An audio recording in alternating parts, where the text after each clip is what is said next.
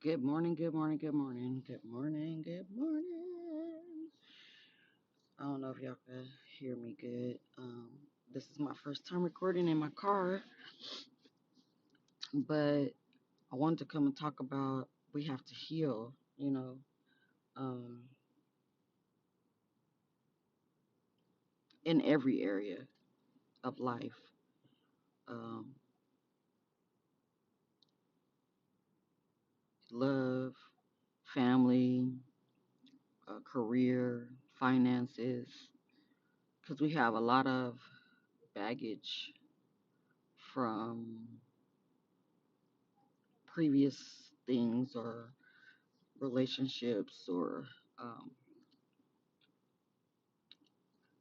um, dealings with people and family and friends and living in certain situations and coming out of certain situations and just altogether like heal. We have to heal ourselves. I don't know if the air conditioner is making a lot of noise, but I'm trying to figure out ways to record. I don't have a podcast studio. I don't have my own place to where I can record like in my room in a certain area. So I'm giving y'all the real and uncut. Sorry, gotta put on my Carmex because my lips look a little dry. But we have to heal. We have to heal ourselves in order for us to move on and do the things that we want to do or should be doing or whatever it may be. We have to heal ourselves from that burden or from that fear of, you know, not being able to do something or um, feeling not loved or feeling uh, what is the word I'm looking for? Accepted, feeling not accepted. You feel like you're not accepted. You feel like you're not good enough, and you are. Um, that's just the negative thoughts and things that go on in your head that is making you feel that way. We have to learn to heal ourselves from anything that brings fear, because fear is it's an illusion. It is. A lot of people don't believe that, but it is. It's fear comes from the unknown, not knowing. If you don't know something, you're afraid to step into it, so it causes fear. That could be in love, that could be in career, that could be in uh, building something like a business or something, or uh, wanting to take a step into a new career that you're not familiar with. So many different things. I have fears in a lot of areas that I want to heal, that I need to heal, that I'm going to heal. Um, Fear of love. I want to be open to love. I'm seeing somebody. I don't know uh, how how far this will go, and sometimes that scares me because I'm gonna be honest. Honesty is the key. You got to be honest with yourself. If you can't be honest with yourself, how you gonna be honest with anybody else? Like, you have to be honest with you. So I'm gonna be honest with myself. I have a fear of, what if I'm not good enough for this person? I just saw 444 anyway. What if, the what ifs? What if we gotta take that out of our vocabulary, because that is hindering us.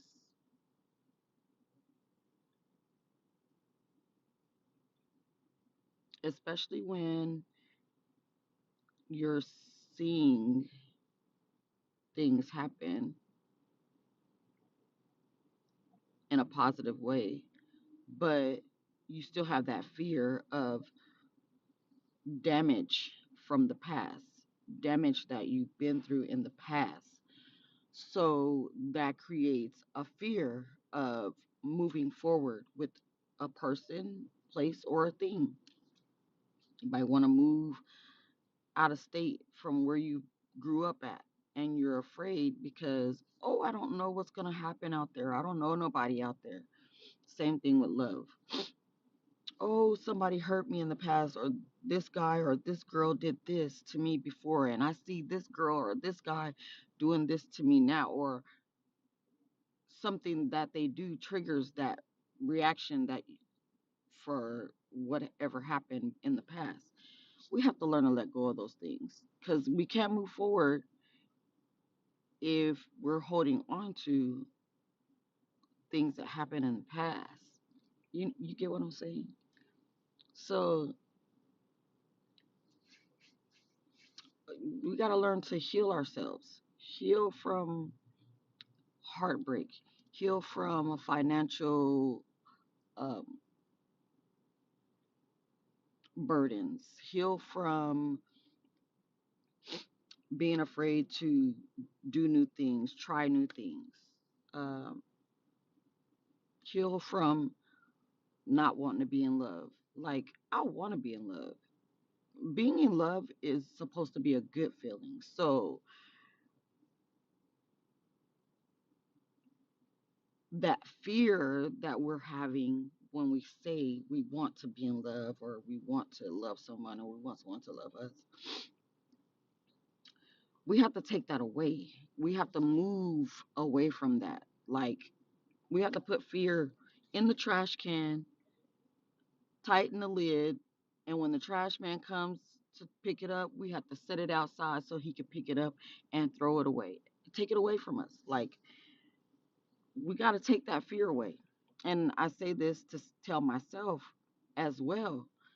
This, my podcast is about my journey. It's really about my journey. But my journey is to encourage other people because I deal with a lot of things. I've dealt with a lot of things from a young girl to what I am today. And I have a lot of triggers. When I say I have a lot of triggers, the littlest thing triggers me. The littlest thing. It could be as little as somebody not responding to me right away.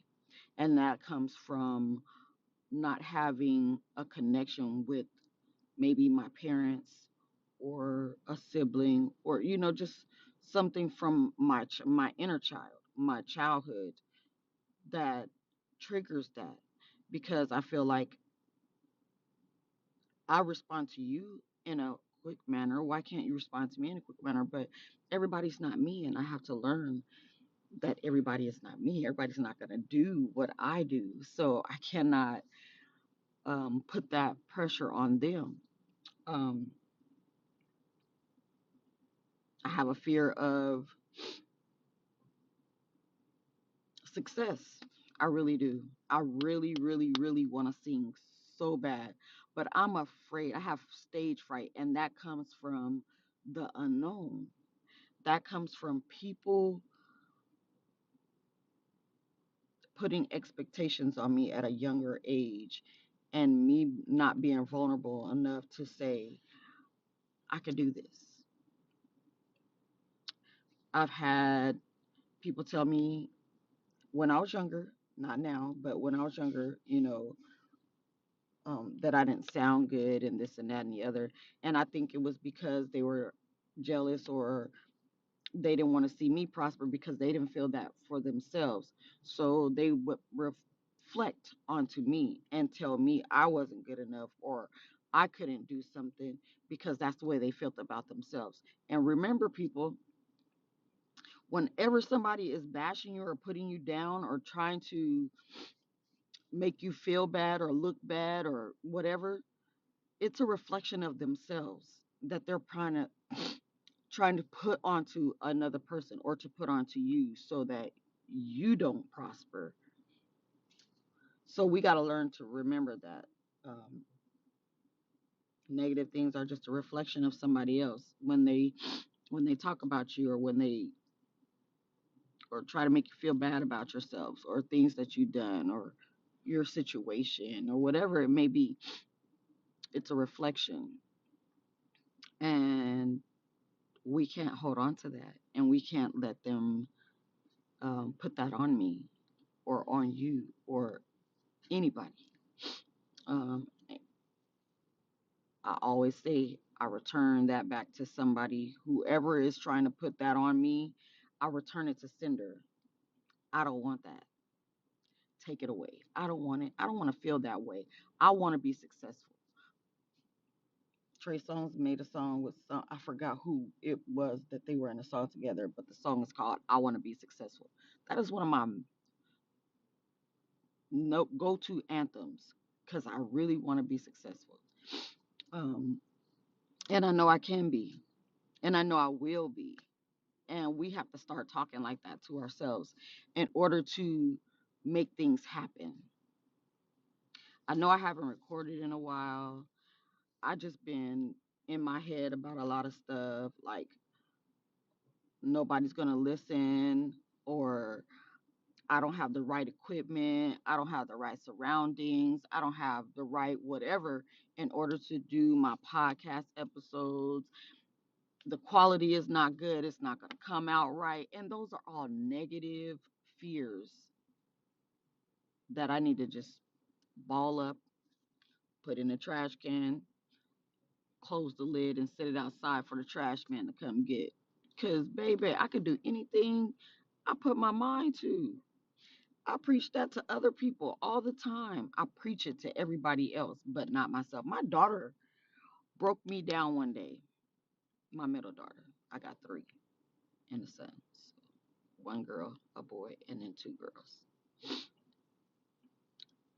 That middle girl broke me down. She said, Mom, you're always giving us good advice. You're always encouraging us. You're always pushing us forward. She said, all that advice you give to us, you need to give to yourself. And it made me cry because she said, I wouldn't be the woman I am today if it wasn't for you and the way you encourage me and the way you support me and the things that you taught me. I wouldn't be where I'm at today if it wasn't for you. Thank you. That broke me down because she's never said that to me.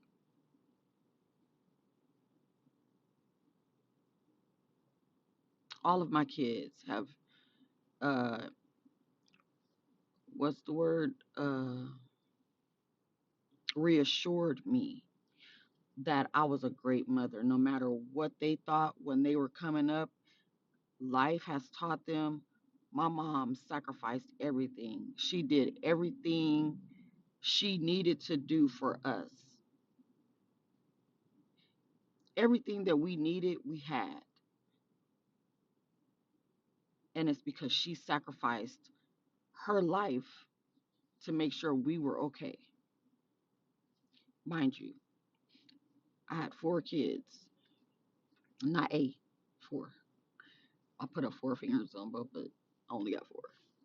Um, they all have different dads. Life happened. I was 15 when I had my first. I was 17 when I had my second.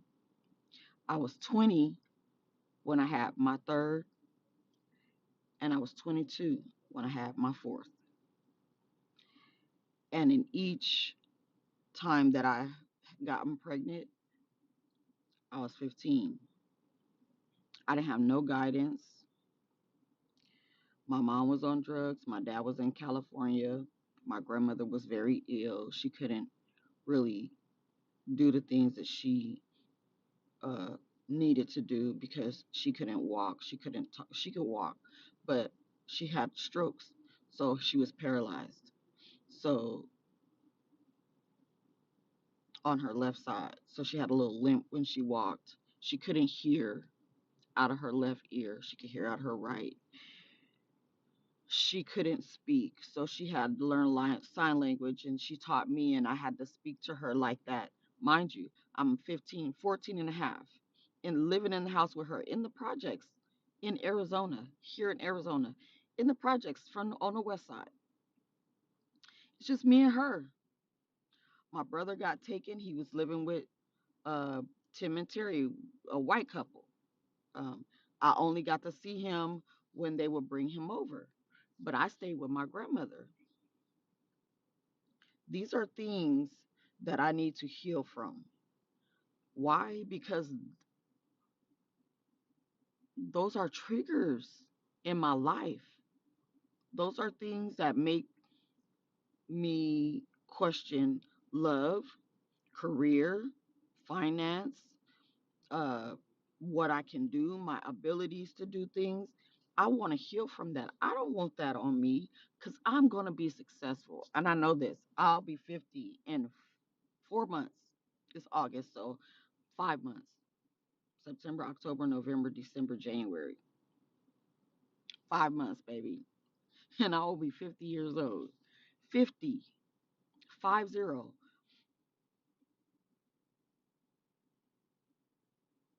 50. I went through 5 decades. Five. That is special. A lot of people that I know that I grew up with didn't even make it half the age that I am today. So that fear has to go. You know, my second kid, his dad was a major drug dealer. Taught me how to sell drugs so that I can take care of myself. Mind you, I was only 16 when I got pregnant. He was older. I'm not gonna give an age, but he was older. He was older than me. Um, Mind you, my mom and dad are not around. My mom is on drugs. My mom's around. I live with her, but on occasions I don't see her because she's out running the streets looking for the next high, and that was normal, in our generation and coming up and seeing life and things that were going on. That pandemic of the drug trade and all that stuff took over in the 80s and 90s. Baby, it's a lot of us that dealt with that. A lot of us that went through stuff. You know, things got a little rough with the second kid's dad, and it's because I was unstable. I was unstable. My life was unstable. So of course my relationships were going to be unstable because I didn't have guidance. I didn't know how to make myself, come out of these situations.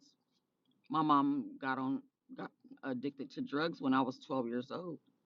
So from 12 to 16, I was basically taking care of myself and my little brother, making sure he was getting ready for school, making sure he brushed his teeth in the morning, making sure he did his homework when he came home, making sure he ate dinner, making sure he got lunch at school, making sure nobody was trying to beat him up, bully him or nothing. Yeah, I got bullied, but I still tried to make sure my little brother didn't get bullied. You know what I'm saying? Like, it was just so many things coming up as a young girl that I have a lot of triggers of. My first boyfriend cheated on me with another girl. For a long time, I had hatred towards guys. I had hatred towards and I'm of a brown skin. So the girl he cheated with me with was mixed, had long, pretty curly hair, and it made me feel some type of way when I was younger. But I'm beautiful, baby, and I don't give a damn what nobody say. I'm beautiful. I was beautiful then. I'm beautiful now, and I will always be beautiful. And sometimes you have to tell yourself that because society will make you feel like you're ugly, and you're not. People will make you feel like you're ugly, and you're not. From the inside to the outside, you are beautiful. And remember that. Don't let nobody tell you nothing different. Yes, I wear makeup. I wear makeup because that's something I like to do. I like to create a beautiful, flawless canvas. And that's what makeup is a canvas. I like to create a canvas of my face and make it even more, enhance my beauty because I'm already beautiful. So I just enhance it a little bit. But back to, uh, and then it got to a point to where I had these two kids. I was 17 years old, didn't have a job. My mom was collecting welfare for me and my kids. Mind you, she's on drugs, so she's spending the money on drugs. We had places, the bills were taken care of, the rent was taken care of. Sometimes we didn't have food, but I didn't know the first thing to do, and I didn't have people around me to say, "Here, let me help you." The friends that I did have, excuse me, the friends that I did have that would have been that uh that force in my life to guide me and make sure me and my kids had, I didn't know where they were. At this point, we're out of the projects. We didn't live in the projects no more, so it was hard for me to get around and see these people. I had to take the bus with two kids. I didn't have a car. I didn't have a job, so I didn't have money to get a car. You know what I'm saying? There's a lot of things that I didn't learn from someone teaching me that I learned them from just being here in life, just living life. So I wind up saying, I want to go to California with my dad. I want to move to California with my dad. I made that ultimate decision. I packed me and my kids' clothes. I told my mom, if you want to come, come on. If not, I'm gone. I was 19. My daughter was just turned 4, and my son was 3. I said, I'm out. I want to make a better life for these two little ones right here.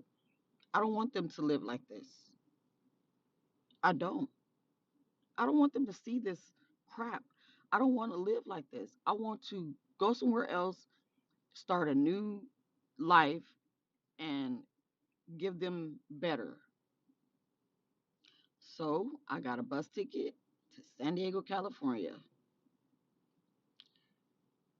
Went out there, moved in. My big mama and my dad helped me get an apartment right upstairs from where they stayed. They stayed downstairs. I got an apartment upstairs, 2-bedroom apartment. That was great because I was able to get it in my name on my own. Yes, I was on welfare.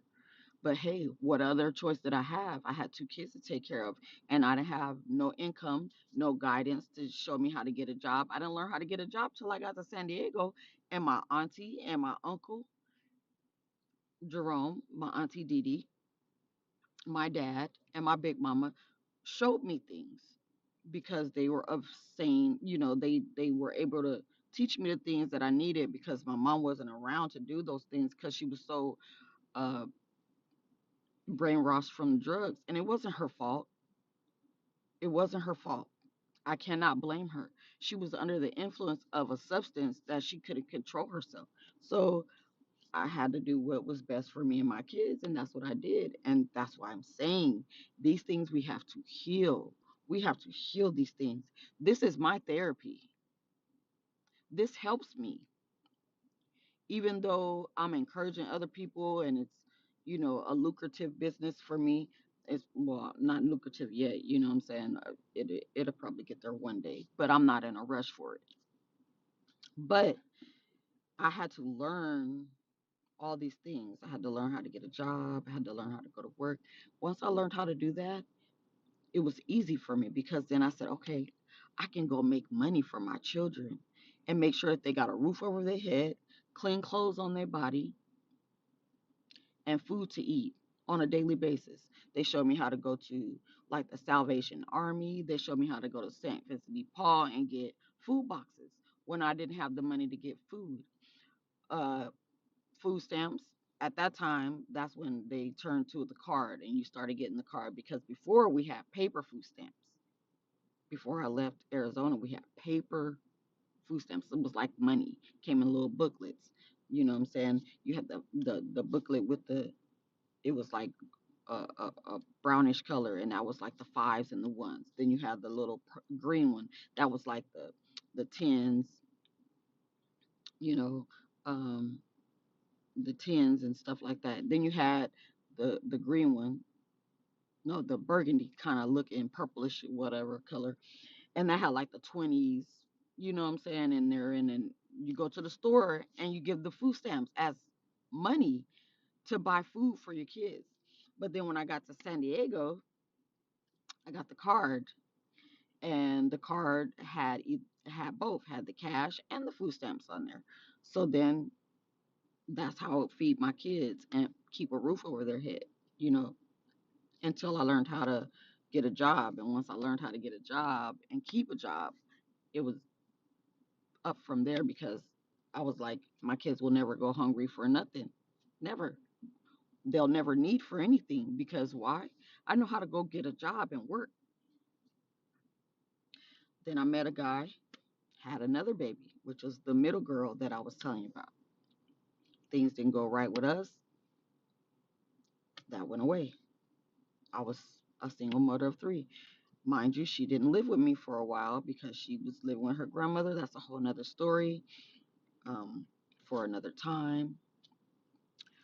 But then she came back home. Um, but then I had another baby. Did not know that I was pregnant with this baby. Mind you, I was 3 months pregnant. I'm out having a ball, drinking, having a good time. I didn't know I was pregnant. But then I went to the doctor. Yep, I was.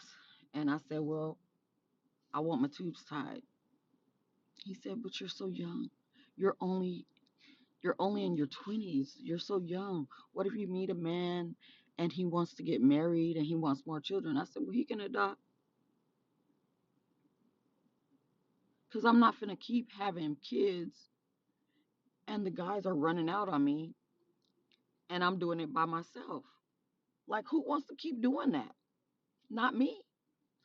So I got my tubes tied. From there, I only had four. That was it. But it was a struggle because I lived there in San Diego for a long time before I left and went to Georgia. I moved to Albany, Georgia, and uh, what was that? When did I move to Georgia? So I stayed in San Diego for 10 years. I moved there July 4th, 1995. No, 1994, because my daughter was born in 95. And then I had another one in 97. Um, I believe I left California. I can't remember what what day and month it was, but I know I left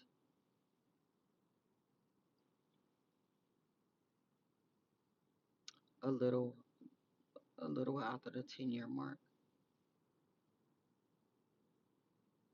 2004. Yeah. So in 2004, I came back to Arizona. My Uncle Joe and his um, then wife came and picked me and my kids up and my mom and brought us back to Arizona. I got here for a little while. My sister kept saying, come to Georgia, where I'm at. It's cheap. You can get a place really fast, yada yada." So the first chance that I had to get some money together to get us out of here, I got us out of here. Um, and I took my kids to Albany, Georgia, and we lived there for 5 years. And then I came back home. And I've been here since.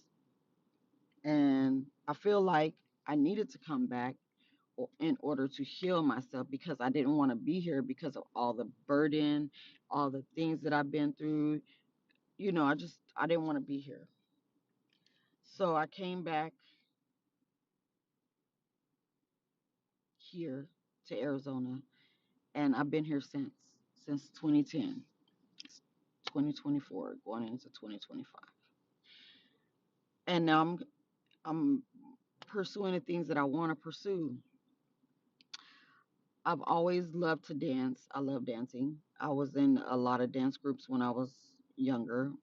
I was in City Streets Dance Troupe when I was a little girl, and uh, I also danced in the Elks Club's drill team. We went to Las Vegas, had a couple of parades there. So I was always into entertainment. I was always into that kind of stuff. That was my niche. I wanted to do it. I still can do it, you know. Mm. So no matter how old you are, no matter how long it took, you can still do it. So don't let that stop you, because I'm not letting it stop me. I'm going to have these things that I desire. I'm going to have them. These passions and stuff that I want. But anyway, I say that to say we have to heal ourselves. We have to heal that little girl. There was times that I used to talk about these situations and I couldn't even talk about them without crying. That's how I know that I've healed from a lot of things, but I still need healing in certain areas like love, because I don't think that I'm healed from a lot of uh, I wouldn't say relationships, but male encounters. So I need to heal that. And I think once I heal that, it'll be so easy for me when I date. I won't be so afraid or thinking this person's not don't want me around, or just thinking negative things about the situation. The guy that I'm, you know, I wouldn't say in a relationship, but we're dating. We're seeing where this might go, maybe. You know what I'm saying? Um, he's a great guy. Got a good heart. He's got his own faults and flaws. Yes, everybody does. Nobody in this world is perfect. Nobody on this earth is perfect. But I see the good in people, and he has a great heart. One. Two, he's a tremendous workaholic. When I say that man works his ass off, he works. And I love that because I'm a workaholic. I want to build things for myself to where I can just work for myself and not nobody else. I encourage him to, if he wants something to do with himself, I'll help him. I'll help encourage him and get him in the right places, or try to, do the right things or whatever. He's a great cook. When I say I don't miss a meal when I'm over there, when I go to work, I don't miss a meal. This man packs me lunches, and he makes sure I got snacks for throughout the day. Like, he's so attentive in that area. We listen to music, we chill, we drink. I smoke because I smoke weed. Yes, I do. Um, but I smoke. He don't smoke, but he drinks, and I drink with him. And we, you know what I'm saying? Like, that's his thing. That's his, you know, uh, choice of whatever he wants to do. He's a grown man. He can do what he wants. Um, but I always get in my head about us because of the things that I've been through in the past. And I got to learn to let that go. I got to heal that part. I got to heal it. So once I heal it, I'm sure I'll be okay. Um, if we're together or not, I will be okay once I heal that. So I made this episode to say we have to heal ourselves. That inner soul, that inner child, whatever it is, it needs to be healed. Men and women,